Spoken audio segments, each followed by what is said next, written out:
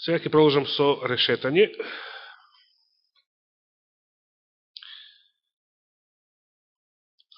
Некои цитати од Духот на пророштво што ги прочитав мејата сабота на оваа тема. Ја би сакал само да го повторам најбитниот. А денес ќе прочитаме само библиски стихови. А ќе продолжиме следната сабота.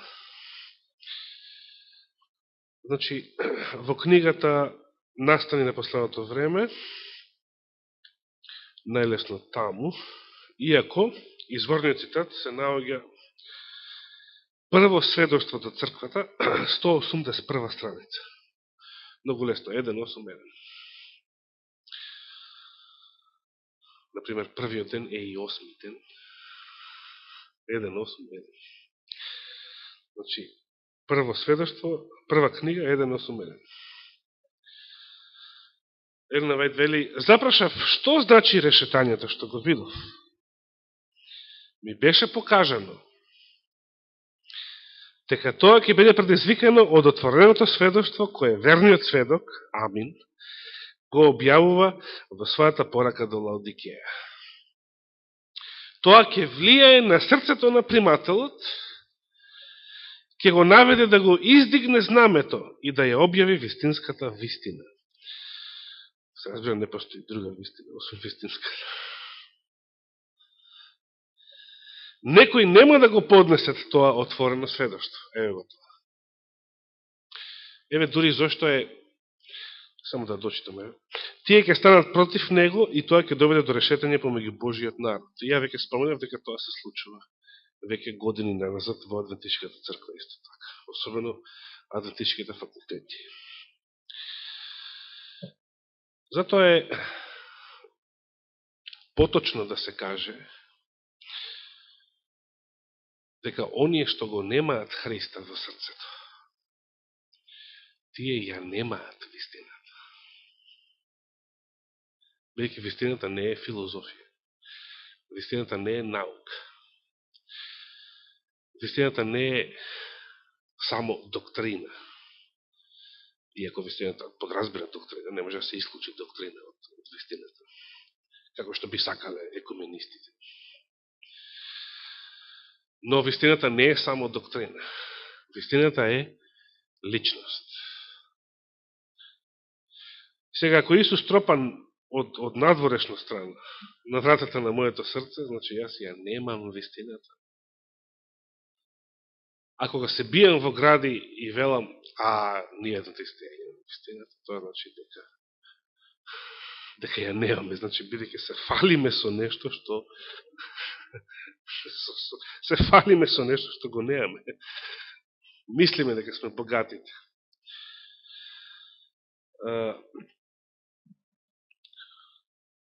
Или имаше денес исто така една мислам, Олгица која коментираше на поуката.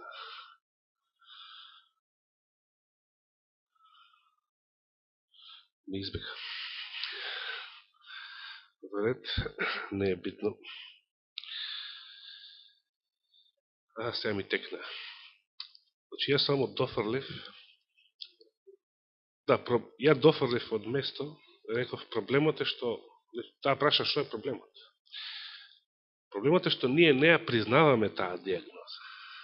Ние мислиме дека сме здрави. Како што мислеле фарисеите. И затоа Исус што им рекол? Здравите немаат потреба од лекар, туку болните. Не дека фарисеите биле навистина здрави. Туку што мислиш дека си здрав, ти не признаваш дека си болен. Што не признаваш дека си болен, ти чувствуваш потреба од лекар. Значи, со што би ја споредил болеста на Лаодикеја? Со деменција. Со Алцхаймер. Со што друго? Кај што болниот не признава дека е болен.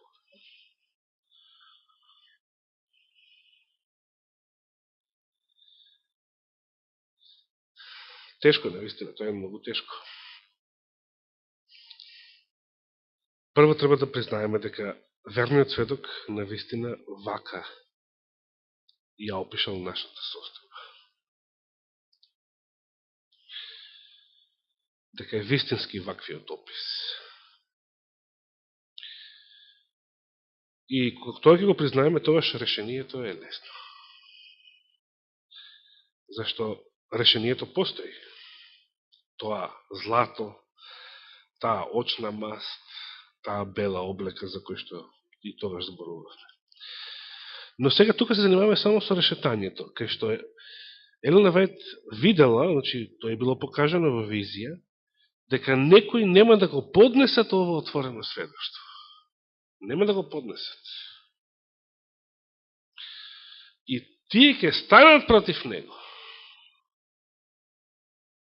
И тоа ќе предизвика решетање. Значи, што значи решетање? Замислите, самата Божја црква, решетање значи дека самата Божја црква ќе се тресе, за да, што? Од неја бидат истресени сите оние што не го признаваат, што не признаваат диагнозата. Или што не го сакаат лекот.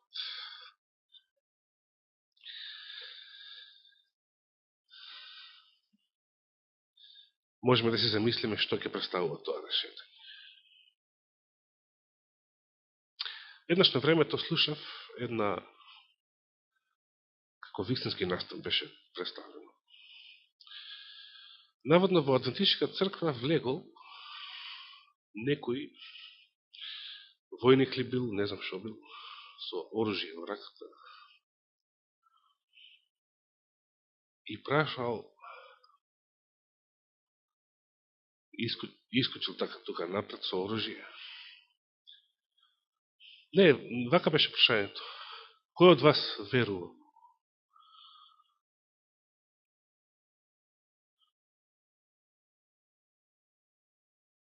Се поентата беше тие што не веруваат да излезат. Само тие што веруваат да останат. И сите што се исплашиле, што мислеа дека ако речат верувам, дека ќе бидат стрелани. Тоа беше во некој див комунизам, може би таму. 40-тите, тие првите диви комунистички години, 45-та после тоа. Не знам во која црква тоа се случило, само знам дека кажува како во некоја адвентистичка црква дека се случило. Не знам каде исто така. Не знам каде, не знам. И сите што се исплашиле, што мисле дека ќе бидат стрелани, ако пред него отворено ја исповедаат верата, тие напуштија, излегува. Меѓуто тие што останале верни и што не се исплашија од него, значи од партизанов, да речем, после тој го одложил оружјето и рекол, вие сте моите вистински браќа и сестри, јас од сега натаму ќе бидам ваш член и ќе бидам дел од оваа црква. Се звучи како интересно, приказно. Меѓутоа, што се случило? Овој војник ја изрешетал црквата. По кратка постапка, во еден ден.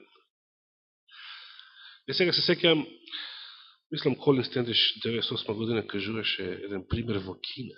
Беше таков еден пример. Со некои наставници што одбивале да работат во сабота, така некако беше. А имало некои па што од страф од комунистичката власт подклекнале и отишле на работа. А сепак на крајот биле благословени тие што останале верни и власта на нив им дала слободна сабота. И сега оно што го запамтив од примерот, а што се извинам што не го запамтив целиот, сите детали,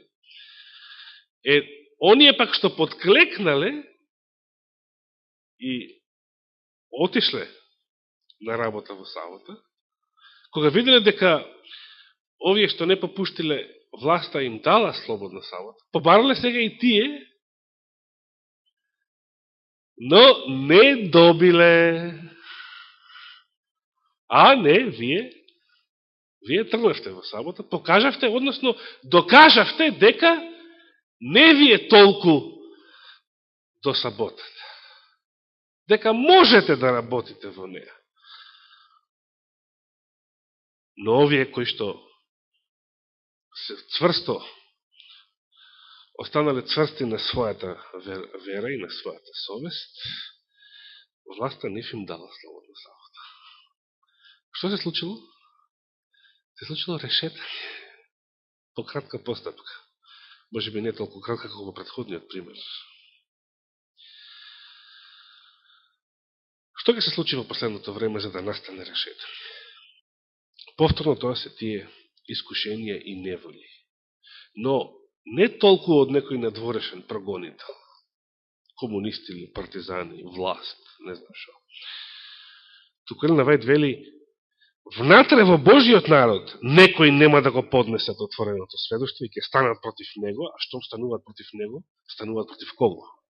Против верните, своите браќа и сестри, кои што остануваат верни на тоа сведоштво. И тоа решетање се случува, значи, затоа што настанува конфликт, судир, прогонство на верните внатре во самата црква од страна на неверните. Епа по тоа може да заклучите што е црквата. Црквата не е организацијата, бидејќи ако организацијата ви изгони, не може верните да ги избркаат неверните од црква, па и така ќе биде прочистена организацијата и во неја ќе останат само верни луѓе. Како да не? Организацијата е таа што гони.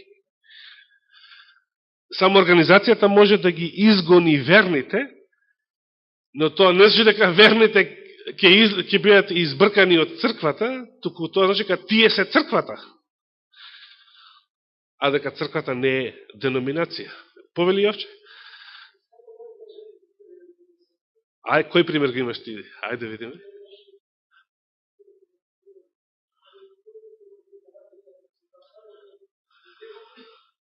А ти беше сведок на тоа? Браво.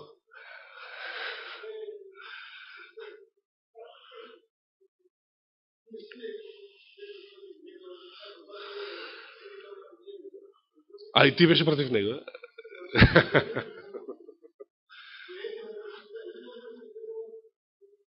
Извини, Јовче, се секјаш за кој години збориш конкретно? Ај, кажи ми. Кажи ми некоја година, например. 80-тите? 80-тите? Значи тоа беше ептен комунистичко време сега.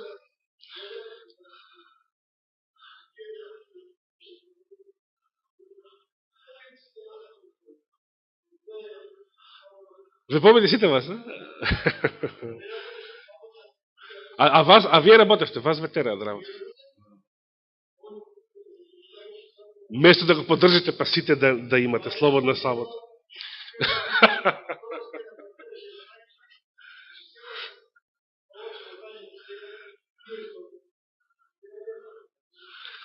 Благодарам, Јовче, благодарам за овој прекрасен пример. Јас се чудам, па зошто вие начело со целиот синдикат не го поддржавте, па да имате сите слободна сабота? Ама страв! Страв! Не? Па што? Па кој не сака слободна сабота? Зар вие не сакавте слободна сабота? За да ги правите сите работници и сите фабрики, не сакате ли слободна сабота? Добро. И тоа.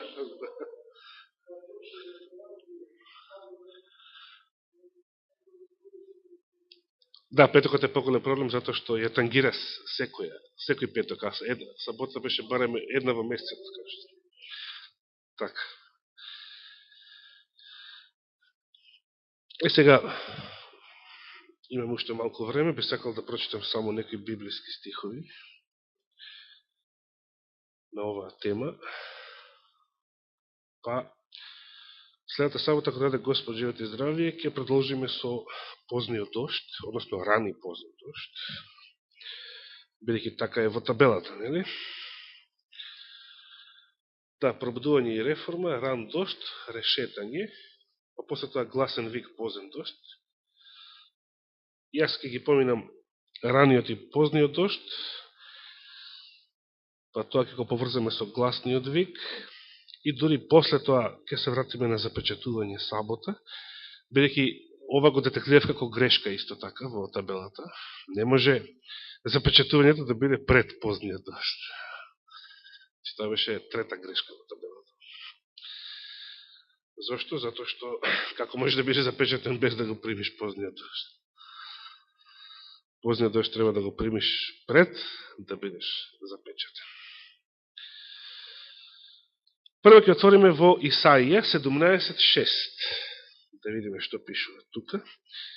Книга на пророкот Исаија 17.6.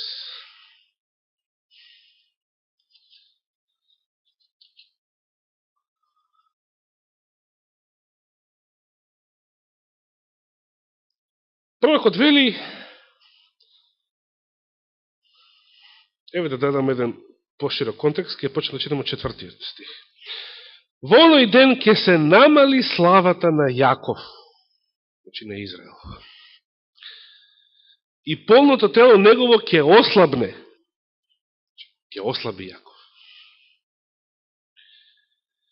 Ќе биде како пособраното жито од жетварот, кога раката негова ќе ги ожнее класовите, и кога ќе ги соберат класовите во Рефаимската долина, или долината на джиновите, југозападно од Ерусалим, и ќе останат во него, како што останува при тресење маслинки. 2-3 зрна да останат на самиот врв, или 4-5 на плодните гранки, вели Господ Бог Израел. И интересно, мислите да тресете дрво и само 4-5 да останат.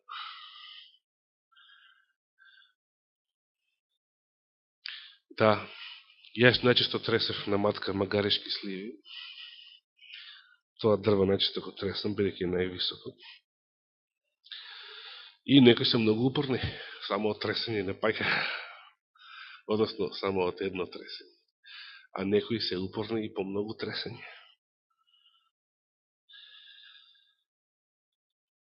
Веднаш истиот пророк зборува изгледа почесто на оваа тема. 19 глава, 16 стих. Целата глава носи наслов пророкување за пропаста на Египет. 19.16. Видите каков стих. Господ има смисол за хумор. Во оној ден египтјаните ќе бидат како жени, ќе затреперат и ќе се уплашат од движењето на раката на Господ Саваот, зашто тој ќе се крене против нив. Овој збор ќе затреперат, се во оригиналот е истиот глагол, ќе се затресат или ќе бидат изрешетани. Добро, меѓутоа се однесува за Египет, не е малце во контекст на решетањето што е, како во Јаков претходниот стих од 17 глава, кој што се однесува на Божиот народ. Јаков ќе ослабни, вели таму. Значи, неговото тело ќе се намали. Зошто? Зато што мнозина ќе бидат изрешетани. Но ќе останат, тие што ќе останат, тие се остатокот. Тие се верните. 24 глава, 13 стих. Исаија, 24 глава, 13 стих.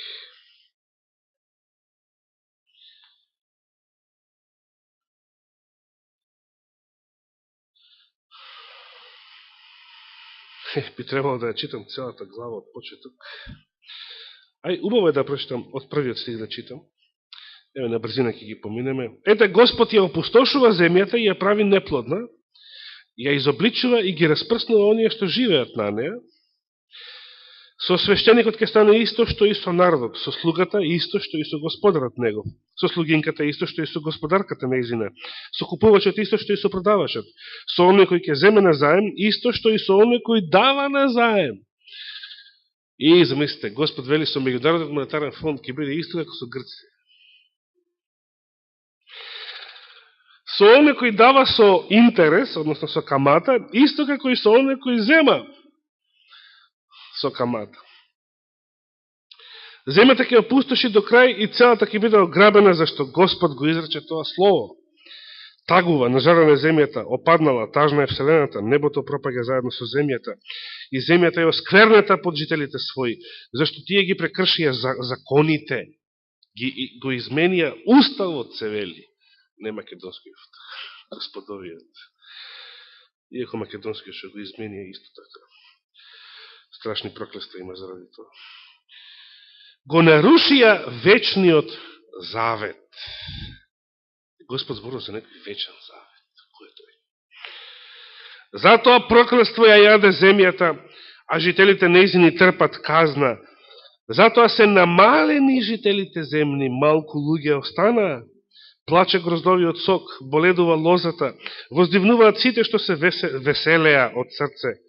Престана веселбата со тимпани, молкна вревата на оние што се веселеа, стивнаа звуците на харфите, не пијат повеќе вино со песни, горчлив е жестокиот пијалак за оние што го пијат. Уште не сме до ова дојдени.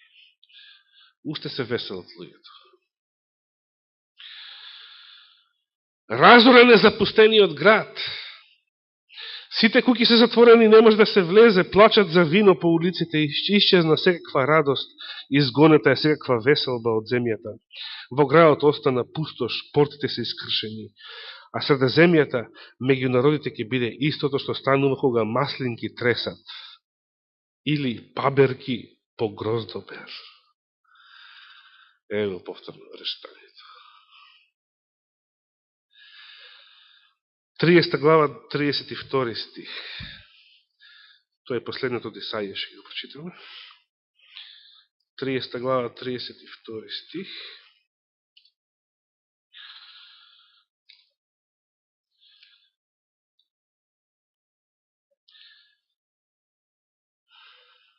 Во 31-иот се вели, зашто од гласот на Господа ќе стрепне Ашур. Тоа е предакот на асирците. Се споменува во Битие 10 глава. Че од него потекнува Асирија. Мокно, силно царство, страф и трепет. И за Израел, и за многу други народи. Но Господ вели, ќе го удри со палка. И секој со казнена палка со која Господ ќе го удри, ќе биде со тимпани и харфи. И тој ќе оди во опустошувачка војна против него. Зашто Тофет, тоа значи разгорен оган на еврејски, веќе одамна е подготвен. Огнот веќе одамна е подготвен. Запален, се крчка. Значи, место Тофет на македонски, да зборал Господ македонски, ке речел, зашто огнот веќе е разгорен, веќе се крчка. Тој е подготвен и за царот, длабок и широк. Во кладата негова има многу оган и дрва. Здивот на Господ како поток од сулфур ќе го запали. Страшен ден. Софонија вели, Господовиот ден е таков, што во него горко ќе овка и јунакот. Кој ќе остане во тој ден? Само оние кои што се наречени остаток. И сега, уште два стиха, Езекиел или Езекил 38:19. Езекил 38:19. Инаку стихот што го прочитавме и брат Борче денес што го прочита. Езекиел 9 глава, значи за знакот Тау. Сакам да одржам посебна проповед, тоа може би ќе биде не следната, по таа после неја.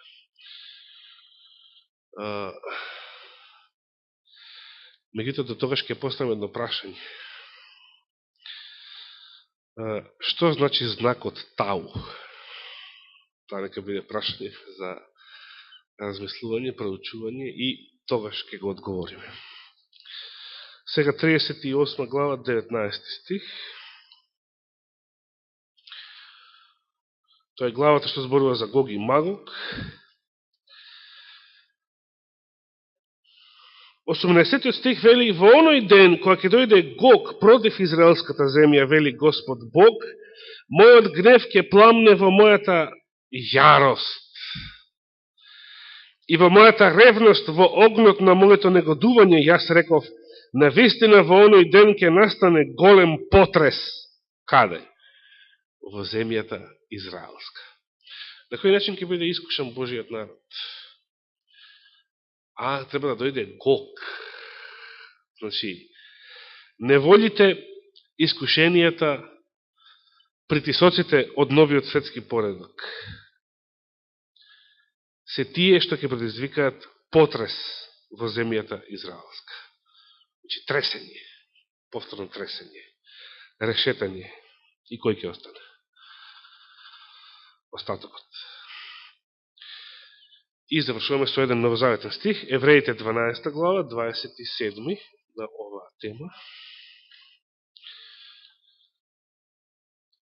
Послание до Евреите 12 глава, 27 стих.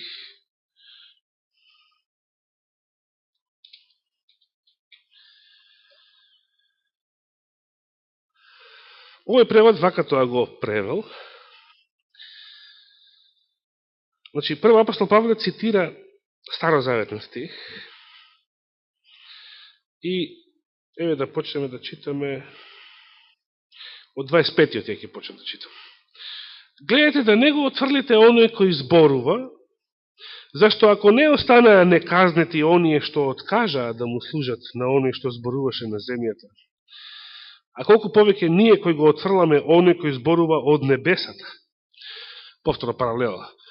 Многу евреи беа казнати зашто не му веруваа на Мојсей, а колку повеќе ќе бидат казнати оние што не му веруваат на Христа. Чиј глас тогаш ја потресе земјата на Синај.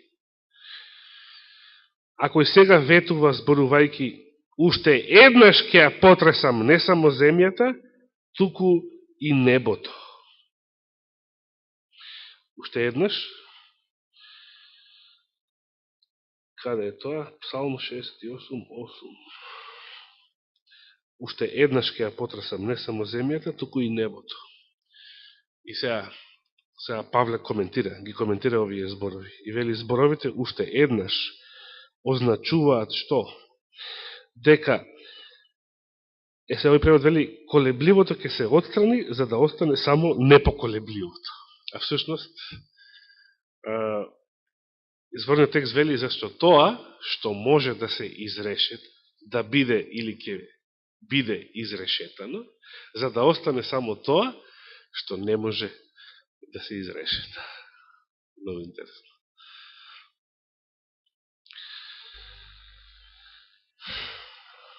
Каде ќе бидеме ние?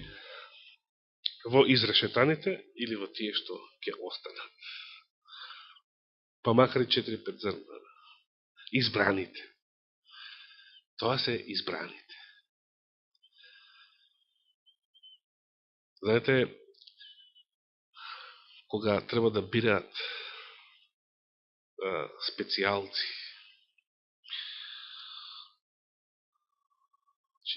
во војска, множина се пријавуваат. Знаете, кој останува? Дали тие множина ќе станат? Не. Многу малку остануваат на крај. Во некои тајни служби дури само еден или двајца. Што ќе ги поминат сите испити, на кои што ќе паднат мнозина други. Или можеш да ги поминеш сите испити, да паднеш само на еден, Значи, самиот во светот постои таа идеја, избраноста, изборот, елиминацијата, идејата за решетање. Ние тоа сме го проживеле сите ние. Значи, при уписни на факултети, при уписи во некои во спортски клубови или не знам каде. Постои елиминација. Некои отпаѓаат, а некои што биваат примени, се тие избраните. Така е и во духовниот живот, во духовната борба. Само што има една дебела разлика.